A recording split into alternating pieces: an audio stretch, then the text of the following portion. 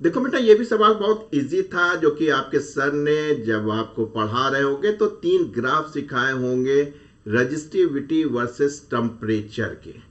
हालांकि यहाँ resistivity plus temperature का नहीं पूछा है उसने, इलेक्ट्रिकल रेजिस्टेंस कह दिया। तो आप जानते ही हैं कि साहब जो है वो डायरेक्टली प्रोपोर्शनल टू रजिस्टिविटी तो होता ही है। तो ऐसे सूरत हाल में आपके सर ने 3 ग्राफ बताए थे, किसके लिए? एक मेटल वाला, इसको आप कंडक्टर कह सकते हैं, एक अलॉय वाला, और एक आपको सेमी कंडक्टर वाला सिखाया था। आपकी एनसीईआरटी की किताब में भी है ये 3 ग्राफ, और इस पे कई बार सवाल भी पूछे गए हैं। आपने देखा था, क्या देखा था? जो कंडक्टर वाला है वो आपका ऐसे बढ़ता है, एलॉय वाला आपका थोड़ी देर बाद लीनियरली बढ़ जाता है, और सेमीकंडक्टर वाला इस तरीके का आपने ग्राफ पढ़ा था कि टेम्परेचर के साथ रेजिस्टिविटी कम होती है।